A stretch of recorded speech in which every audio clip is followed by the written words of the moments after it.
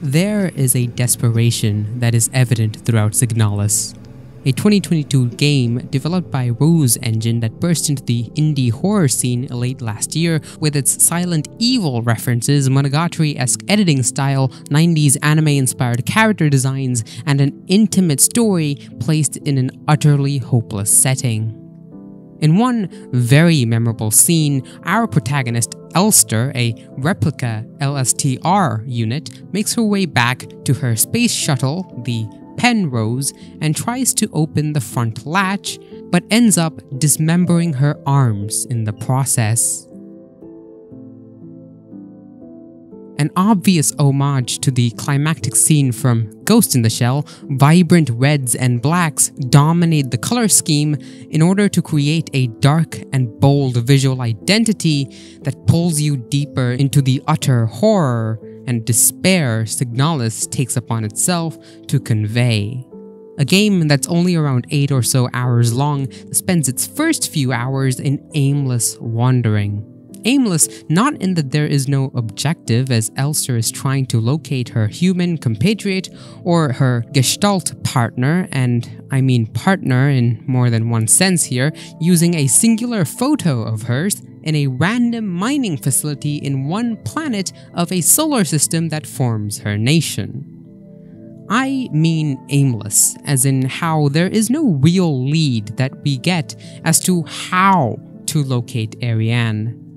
We have her picture. Here is a gun, but never enough ammo to give you that feeling of security, and a creepy dark hallway with zombie replicas that you can only temporarily knock out. If you want to permanently get rid of their annoyance, you have to use another exhaustible resource that can always be used in better ways in the future. And I know I said zombie replicas, but doing so is doing injustice to the game, because what they are replicas who have had their mind rotted off by some weird Lovecraftian flesh god.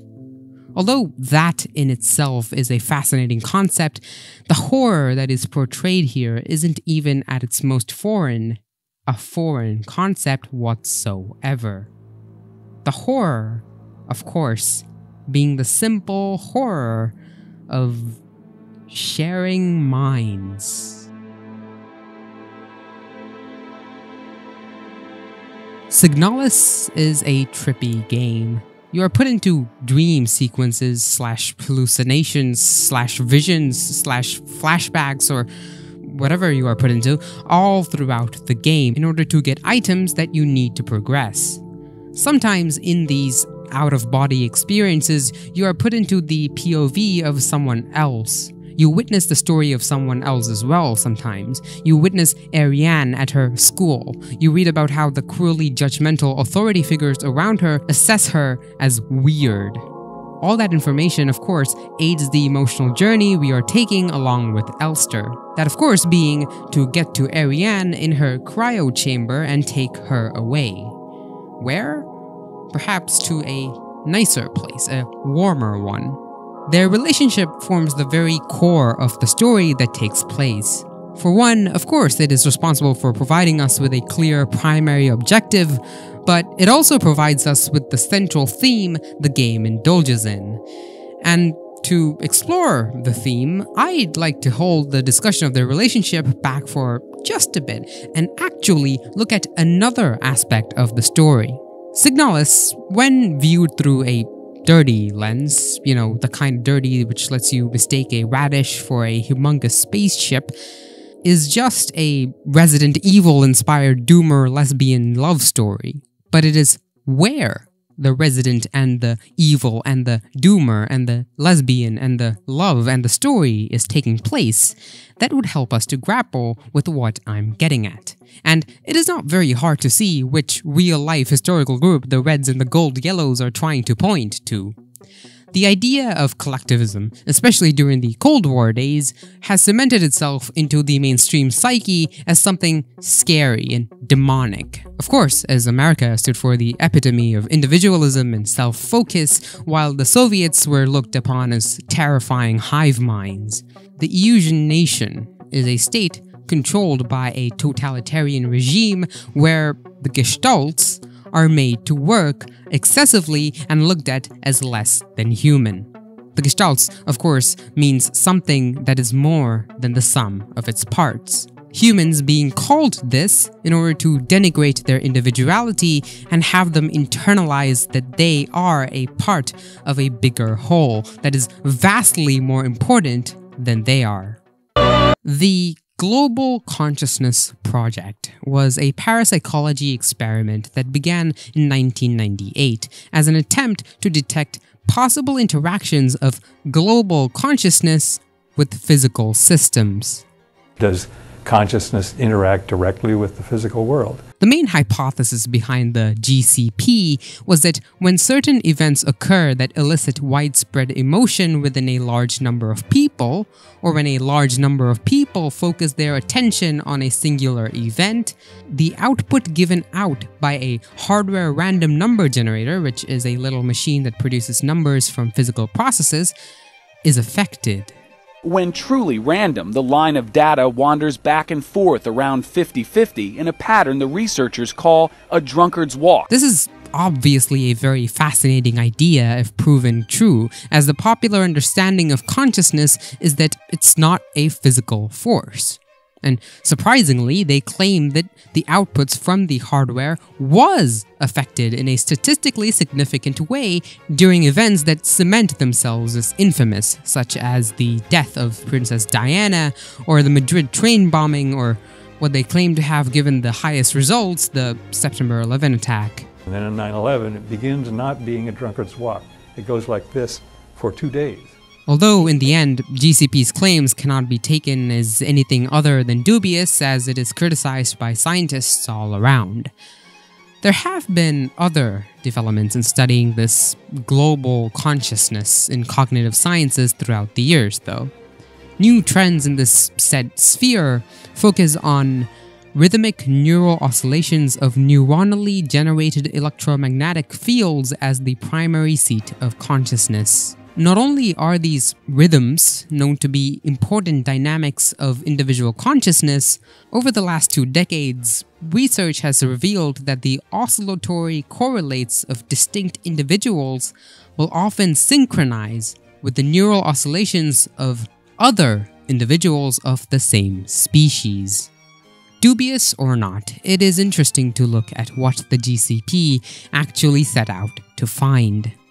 The idea of a collective consciousness, a hive mind, is one that is prevalent in media across the world.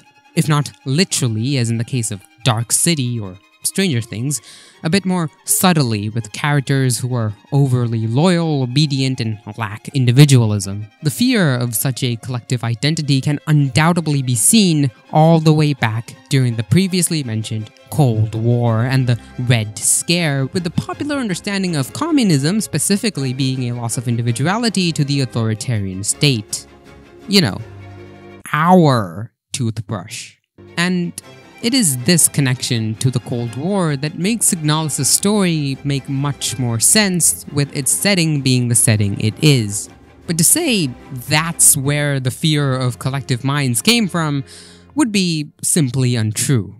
To an extent, we have always been afraid of collective minds. Literally think of any action video games, or really most fiction in general. You usually play as the one individual badass that annihilates nameless, selfless monsters or goons or whatever. And yeah, how can we not be afraid of sharing minds? I would never want to share my mind with anyone. Being so open that the you contained inside simply blurs into we. Humans perceive the world through a painfully restricted lens that is I, that we cannot bear to be us. And looking at Signalis through the very same dirty lens mentioned earlier, it too would appear to be one of those games. Stoic and capable Elster, an individualist hero, a unique in Stirner's terms, making her way through a world that's lost its bearings. Then there are the replicas. They are basically the same as the replicas of Blade Runner in that they are also kinda human machines made of man-made flesh, with neural patterns extracted from other humans, or gestalts. They make them with an underexplained concept called bioresonance, a sort of mind synchronicity thing which allows some replicas to communicate with and affect the minds of other replicas, and also sometimes even gestalts. The most bioresonant being that we come across in the game is the final boss, the FLKR, or the Falk. An authority that may never be questioned. A Falk unit serves not just as a commander to the Protectors, but as a nearly godlike being, a perception that is underlined by her tall build and a resemblance to our nation's leaders. It is also aided by her powerful prototype bioresonance module, which allows her to bend the will of weaker minds and fathom their intentions and emotions. The Falk is a terrifying entity to encounter, especially considering what the entirety of the game has been about. Falk is a being that is completely capable of blurring the lines between you and it. A supreme existence whose shadow erases all barriers, even that of the mind. And this is what I was getting at. The fear of the hive mind is prevalent all throughout the game. The zombie replicas you knock out across the facilities are all beings affected by the hive mind, which, of course, like an illness, gets to the Falk, and her bioresonant capabilities amplify it.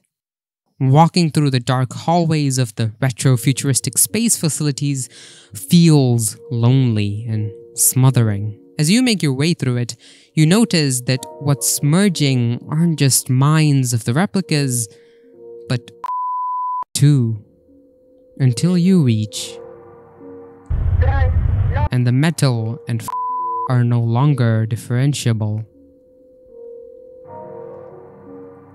That is why Elster's journey is so captivating, right?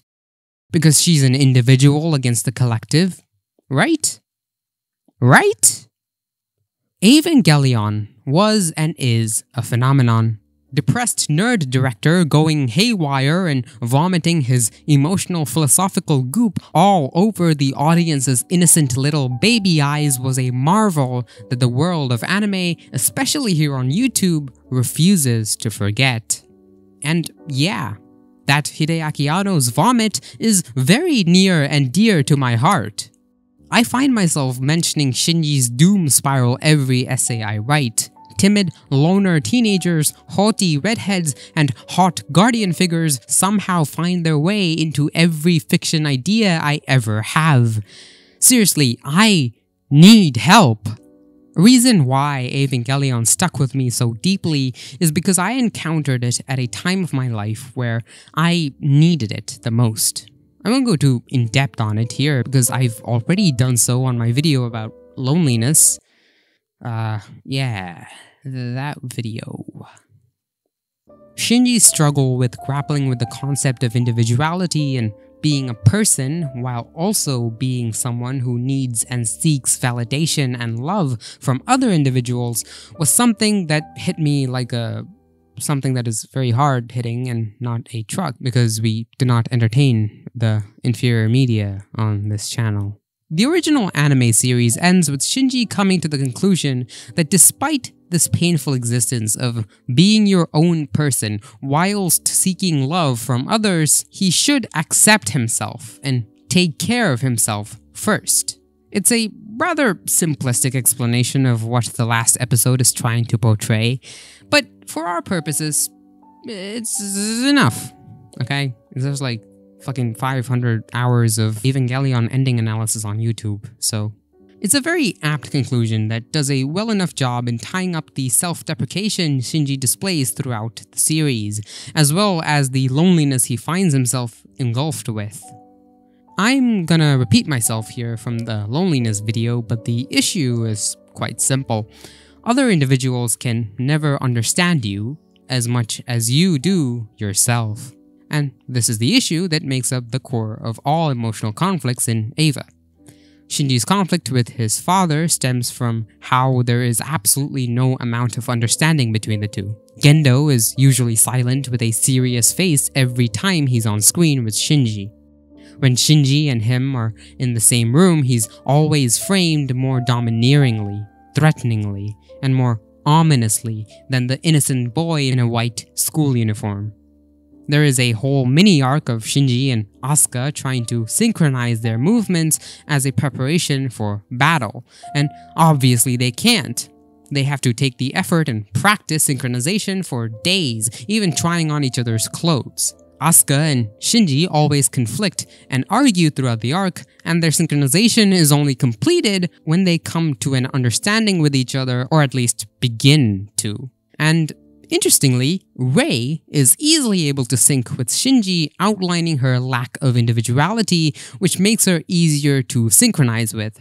But it's still important to note how this lack of individuality makes her closed off and cold. Although she's more synchronizable than Asuka, Asuka still ends up being more sociable because of her individuality. And of course, the reason why I even bring Evangelion up in this video is not exactly because of the original ending, but for the ending of the End of Evangelion. The End of Evangelion is a reimagination of the last 2 episodes of the original series. Its ending, instead of spiraling into a surreal therapy session, spirals into a surreal something else. The Third Impact, a cataclysmic event concerning all of humanity and angels, brings forth the final stage of Seal's Human Instrumentality project, a grand-scale process that ends with the transformation of all humanity into a singular consciousness. This really is the solution to all of Shinji's problems, isn't it? With everyone being the same, with no borders, no bodies that separate me from you, everyone can understand everyone perfectly. This would do away with every one of Shinji's problems. He'd have perfect understanding with the others in his life because there is no other anymore. He and the other are all the same. He would no longer be lonely. Ever.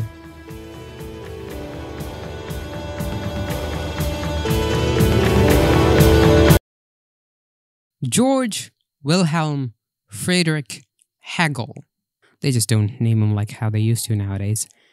Anyways, Hegel is one of the most important figures in philosophy. As you may be well aware, his works would go on to inspire the likes of Marx, Engels, Bakunin, Feuerbach, and on the other side, individualists like Stirner. And one of Hegel's contributions into the human pool of knowledge was his idea on self-consciousness. According to him, you, a conscious being, or the self, can only be conscious of yourself when you come into contact with another. For instance, imagine that only you exist in this world. How can you know what you are when all there is you? But if you come across the other, then you are able to discern what you are, since you are now limited by the other, as the other is a consciousness of its own, just like you. You've probably heard of the term Hegel's dialectic. Basically, when this said meeting happens, when the self and the other come into contact, there emerges conflict. Since the other is not you, you try to possess the other. All the while, the other feels the same way, and then they try to possess you. Now, Hegel is a really fucking tricky thing to, understand. I'm still doing it. Like, really, each page takes me like half an hour to really understand what he's actually fucking talking about, because he doesn't even use normal person language, because he's... Anyways, it is this idea that Evangelion brings to the surface. Since with absolute instrumentality accomplished, what Seal is doing is effectively annihilating the other by merging all consciousnesses into one, effectively nullifying all conflict in the process, as Conflict obviously requires more than one party. But as we follow Hegel, this would result in a goop of nothingness, as the now merged being would lose consciousness because there is no other present to objectify it. Hence why, although the existence of the other can be painful, it is necessary, as without it is death, pure and simple. French philosopher Jean-Paul Sartre builds upon these categories and produces the concept of what love and romantic relationships are in the face of such an existence. Simply speaking, a being for itself, by which he means a conscious being, that is a self that is conscious of itself, via the meeting with the other, can only be complete when it ceases to be conscious and thereby becoming a being in itself, i.e. a pure being, i.e. death. Put more simply, you are only complete in death. This concept is then linked to the act of love and romance. The self, in order to achieve this death state, will try to merge with the other by indulging in a romantic relationship. However, as told before, when it does try to do that, what awaits isn't perfect harmony and synchronization that lets it achieve nothingness, but conflict. That's why for Sartre, love between two individuals can never be peaceful. They are always at conflict with each other, with one of them dominating the other at a given point in time. This, again, can be seen in Evangelion with its depiction of Shinji's struggles, although not in a romantic setting. Being forced to, among other things, be an Eva pilot and put his life on the line by the others in his life. The hedgehog's dilemma, if you will. But if you've seen the End of Evangelion, you must think that its ending is illogical and preachy because Shinji ultimately chooses this always conflicting human connection between the self and the other instead of being nothing. Not only would it be the end of all his turmoil, but it will also be him taking the path meant for him, as well as all the other individual consciousnesses that is unconsciousness. Why, then?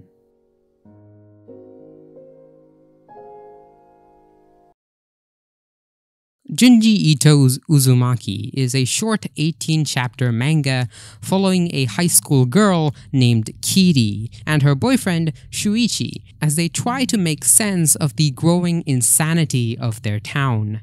It starts with Shuichi's dad, who begins to display a particular liking towards things containing spirals.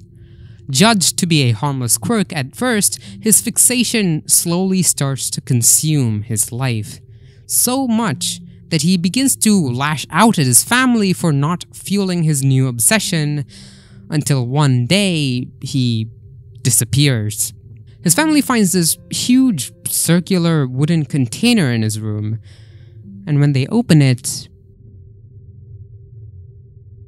Uzumaki, just like a lot of Ito's works, combines the particular with the universal. What I mean is that the spirals in themselves aren't anything to be concerned about, it's just a neat little pattern.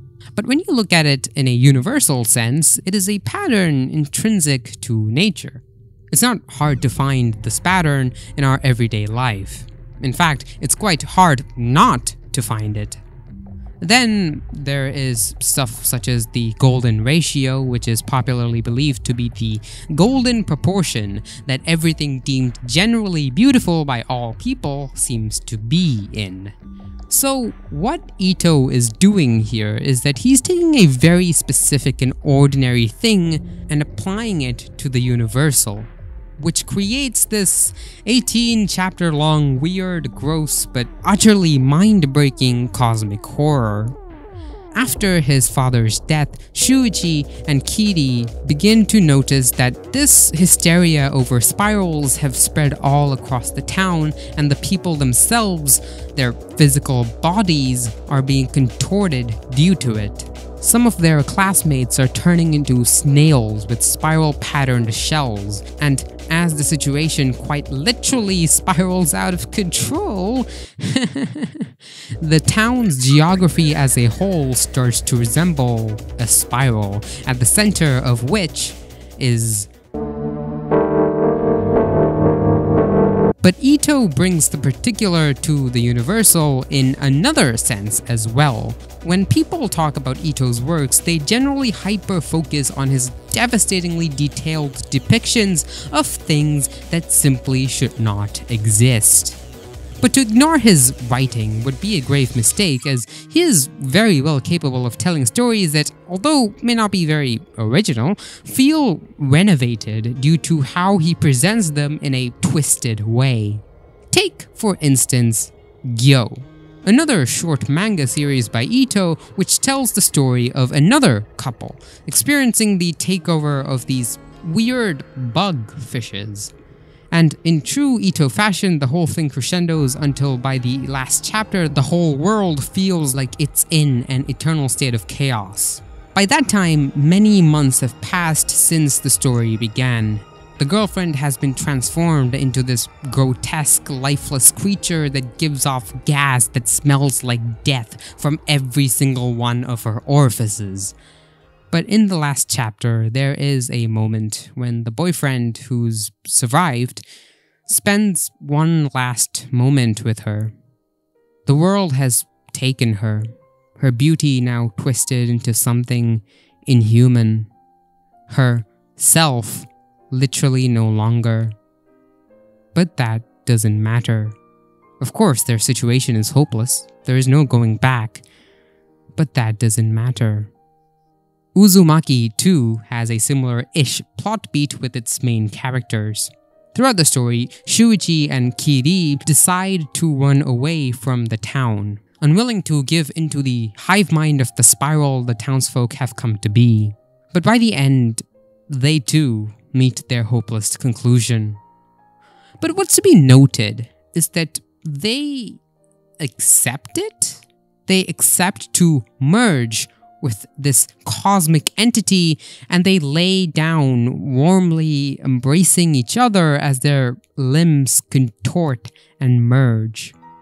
We love to romanticize romance, to romanticize love. We do that because of how incredibly strong it is. Uzumaki starts off indulging in the very romanticization with its almost cliché romantic narrative of running away with your loved one. But by the end, it shows us that love in itself is a sort of an enigmatic primal force, one that may even be stronger than whatever the fuck ancient spiral eldritch god is. I bring this up because in Signalis 2, remember this video is about Signalis, not fucking Hideaki Anno vomit? In Signalis 2, all that we've been talking about applies. The whole reason why the game happens is because Elster made a promise to her lover, Ariane, a promise not so different from the promise Shuichi and Kiri made. A promise of a warmer place, a promise born from the conflict between the self and the other. And just like Uzumaki, they're trying to overcome a powerful collectivity of minds. But what makes both Uzumaki and Signalis greater than all the hive mind-fearing media that I've mentioned earlier is that they're not a mindless disavowal of the horrific collective, but a considerate critique of them. Quote, "In its purest sense, love is this language from 1 to 2 in the experience of life itself. Love creates a perspective and an existence in the world which is not from the point of view of 1, because it is the perspective of 2. The passing from 1 to 2 is a revolution. A great revolution." By being in love, Elster manages to revolt against the nation as well as the Lovecraftian flesh god, because the merging of consciousnesses is a transition from many to 1, and hence death. Love is a transition from 1 to 2. And hence conflict that keeps life going. That is why even through the most desperate times, like when you have to painfully stroll through the nightmare space made out of metal, or when you are on the edge of running out of bullets and Elster is frantically holding her open wounds shut as they get closer, you keep going. Elster keeps going. Elster is fueled to literally lose both her arms and then take the arms of some other innocent replica, all in the name of getting to Ariane, due to the self-consciousness granted by their meeting. Signalis is a story not about the persevering individualist traversing through a totalitarian collectivist land where everyone has merged into one. It is a story about the value of love, of the need for another, and the painful conflict between them in a world where instead of it, the masses have embraced death. I used to think that Shinji ends up choosing the separated existence of humans instead of a singular consciousness because he likes individuality, because he's the Ubermensch or the Stirnerian unique. But now, I think that he does so because he realizes that the hedgehog's dilemma, the conflict, no matter how painful, is better than death, than nothingness.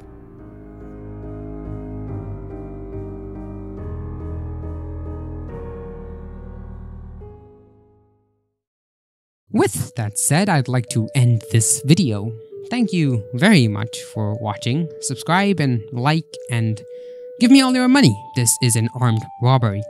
Follow me on Twitter, because why not? And comment down below what you thought about the video. I like making these videos, so if you could do all the stuff I just asked you to, then that means that you'd want me to keep going, which would be very cool. And yes, I mean to include the armed robbery part. Give me all your money, goddammit.